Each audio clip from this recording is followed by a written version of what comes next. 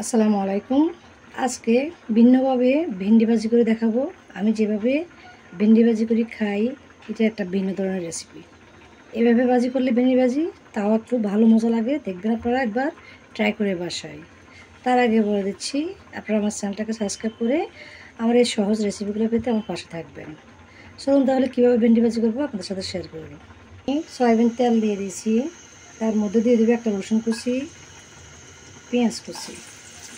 এখানে আরও একটা জিনিস আছে, এটা হচ্ছে লাস্টে ব্যবহার করব। এটাই হচ্ছে আসল জিনিস, মজাদার জিনিস ভেন্ডি ভাজি করার জন্য। দিয়ে দিচ্ছি কাঁচামরিচ। পেঁয়াজগুলো ভাজা ভাজা হয়ে গেছে, দিয়ে দিচ্ছি একটা ডিম, দিচ্ছি লবণ, হলুদের গুঁড়ো দিয়ে দিচ্ছি। একসাথে ভালো করে মিক্স করে ভেজে নেব। ভেন্ডিগুলো দিয়ে দিচ্ছি, ভেন্ডিগুলোকে ঠিক এভাবে কাটবেন, দেখতেও সুন্দর লাগবে, তাড়াতাড়ি সিদ্ধ হবে।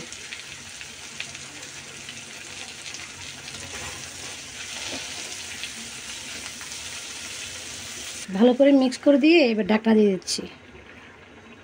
তাহলে দেখুন চলে আসলাম 2-3 মিনিট পর।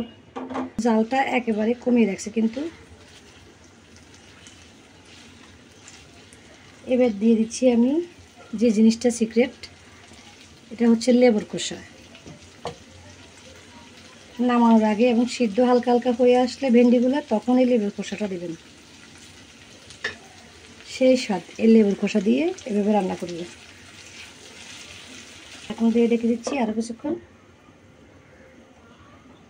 ঢাকনাটা উঠিয়ে নিচ্ছি। দেখুন ভেন্ডিটা একেবারে সিদ্ধ হয়ে গেছে। এবার চুলো থেকে নামিয়ে নিচ্ছি। দেখুন আমার এত সুন্দর করে ভাজি করা ভেন্ডি। এভাবে ভাজি করে দেখবেন, ভেন্ডির যে আঠা আঠা ভাব আছে, এই আঠা আঠা ভাবটাও থাকবে না।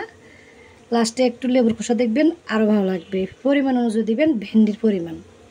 তো দেখুন একটা ডিম দিয়ে এবং লেবুর খোসা দিয়ে এভাবে ভেন্ডি ভাজি করে দেখবেন, খুব ভালো লাগবে।